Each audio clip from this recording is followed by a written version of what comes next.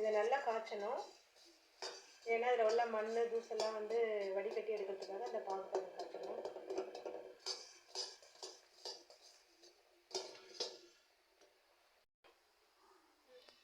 பாகு நல்லா கொதி வந்துடுச்சு. இப்போ இதை வந்து நம்ம வடிகட்டணும்.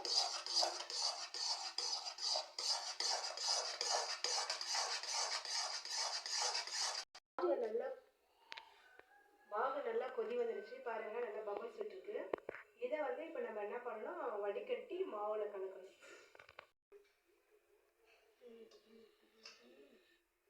மாவில் ஊற்றியாச்சு. இப்போ அதை வந்து மாவோட மிக்ஸ் பண்ணணும்.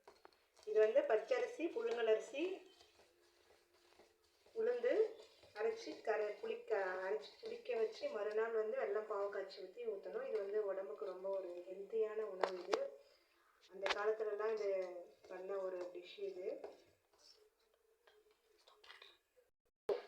தண்ணி கொதிக்க விடணும். தண்ணி கொதி வந்துடுச்சு. 1 லிட்டர் தண்ணி வச்சா போதும்.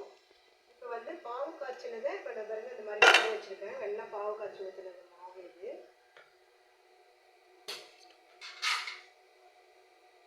இந்த மாதிரி கொஞ்சமாக ஊற்றிக்கணும்.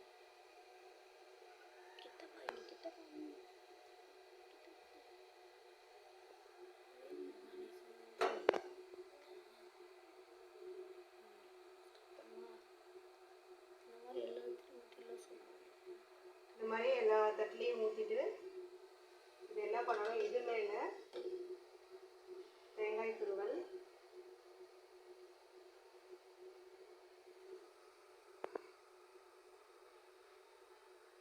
வறுத்த பாசிப்பருப்பு,